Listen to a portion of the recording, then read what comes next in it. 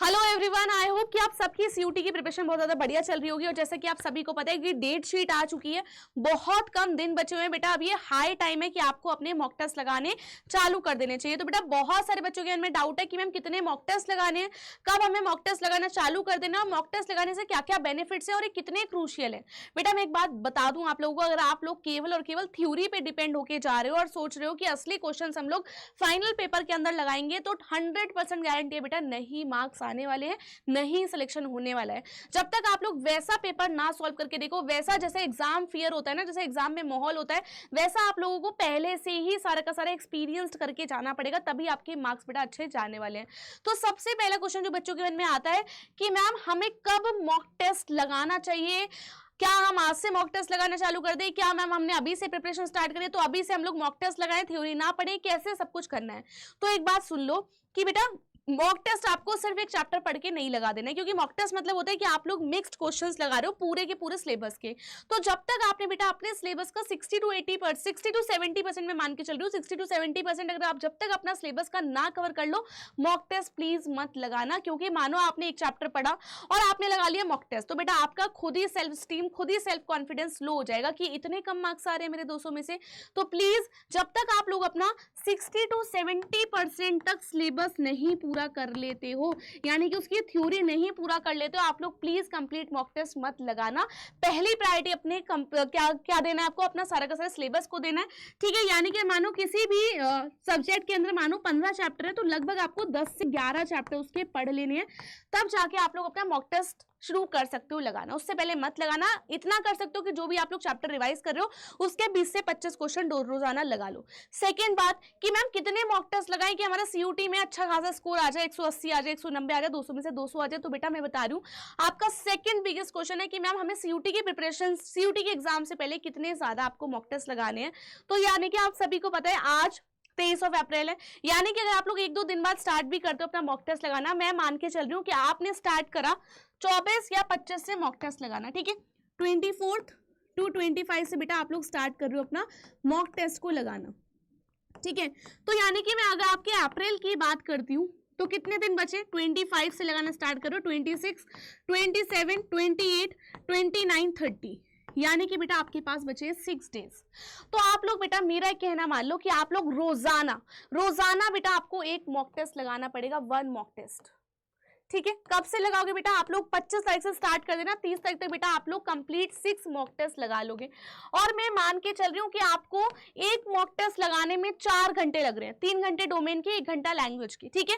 तो यानी कि आपको 4 घंटे लग रहे हैं एक मॉक टेस्ट लगाने में। तो बेटा आपको इतने ही घंटे देने पड़ेंगे, 4 घंटे ही इसका एनालिसिस करने में, डीप एनालिसिस करना है, ऊपर ऊपर से चीजें नहीं देखनी है, डीप एनालिसिस करना पड़ेगा। एक दिन में आप लोग बेटा इतना कर सकते हो, 4 घंटे आप लोग मॉक टेस्ट में लगा लो, उसके बाद बेटा एनालिसिस करना बहुत जरूरी है। जब तक आप लोग एनालिसिस नहीं करोगे आपका स्कोर वहीं पर अटका रहेगा, इस बात की 100% गारंटी है। तो ये नहीं करना कि क्वेश्चंस पे क्वेश्चंस लगाए जा रहे हो, सुधार उसमें कुछ नहीं कर रहे हो। बेटा एक डायरी बनानी है, मानो आपने आज मॉक टेस्ट लगा, उसमें जितने भी वीक पॉइंट्स थे, जितने भी गलत क्वेश्चन थे, आप लोग सब उस नोटबुक में लिखोगे और उसको रिवाइज करोगे, तब जाके आप लोग अगले दिन अपना नया मॉक टेस्ट लगाना स्टार्ट करोगे। डिपेंड ये नहीं करता कि आप लोग कितने ज्यादा मॉक टेस्ट लगा रहे हो, डिपेंड ये करता है कि आप लोग क्वालिटी मॉक टेस्ट कितने लगा रहे हो। 5 लगा रहे हो लेकिन 5 भी अपने अच्छे से लगाए, ठीक है। तो मान के चल रही हूँ मैं 25 से 30 तक आप लोग 6 मॉक टेस्ट लगा लोगे अपने।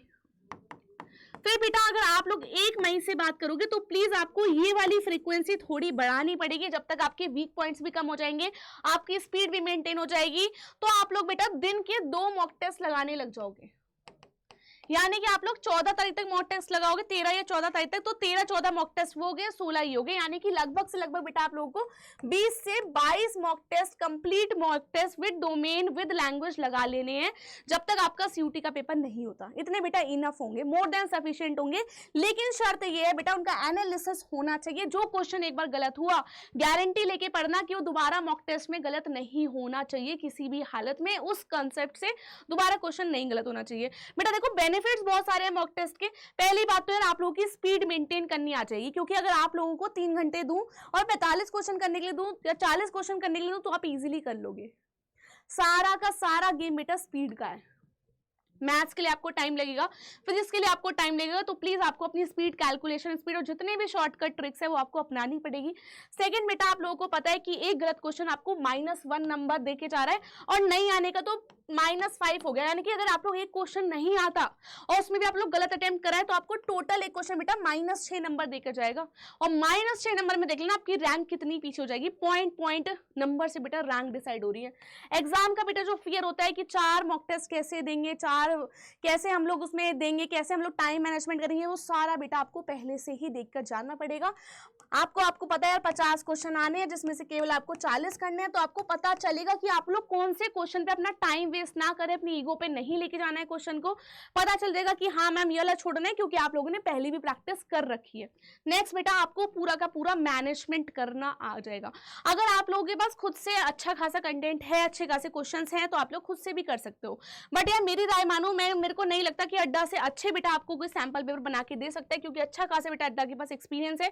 आपके लिए बेटा साइंस डोमेन की ये हाइब्रिड टेस्ट सीरीज है, जिसमें आपको बेटा 70 ऑफलाइन टेस्ट, 120 ऑनलाइन टेस्ट और 80 OMR शीट्स भरनी पड़ेंगी। आप सबको पता है यार, आपके साइंस के सारे पेपर किसमें ऑफलाइन मोड में हो रहे हैं, OMR शीट्स में हो रहे हैं। तो उसका बिल्कुल भरपूर बेटा इसका फायदा उठाओ और देखो कि लगा के यार कैसे आप लोग फिल कर पा रहे हो, कितना आपको टाइम लग रहा है गोले भरने में, तो आप सबको दे सकते हो बेटा। इसमें अभी आपको 50% तक ऑफ चल रहा है, ठीक है।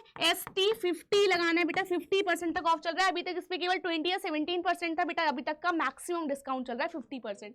केवल बेटा 1399 में पड़ेगा। इससे सस्ता यार तुम लोग क्या ही लोगे। अपने प्रिपरेशन पे इतना तो तुम लोग एफर्ट डाल सकते हो, क्योंकि अभी ये वाला टाइम नहीं है कि तुम लोग खुद खाना पकाओ और फिर खुद खाओ। टाइम बहुत कम है, खाना पकाए लो और बस खा लो, ये वाली चीज है। क्योंकि हार्ड वर्क सब कर रहे हैं, आपको बस स्मार्ट वर्क करना है।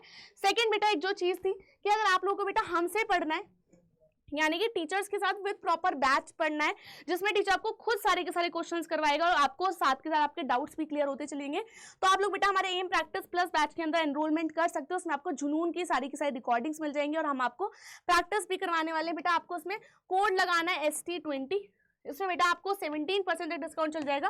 2343 का कोर्स पढ़ने वाला है, जिसमें आपको कंप्लीट, चाहे वो साइंस हो, चाहे वो डोमेन हो, यानी कि डोमेन सब्जेक्ट हो, लैंग्वेज हो या GT हो, सब कुछ बेटा इसके अंदर होने वाला है। केवल 2343 का पढ़ने वाला है, ठीक है। आपकी चॉइस है कि आपको क्या करना है क्या नहीं करना है। बट मेरी एडवाइस तो ये, कितना टाइम नहीं कि आप लोग जगह जगह से आप लोग मॉक टेस्ट ढूंढो, क्योंकि 100 तरीके की किताबें अवेलेबल है। आपको एक रिलेवेंट कंटेंट ढूंढना पड़ेगा अपने तैयारी के लिए, ठीक है। तब तक के लिए goodbye and take care.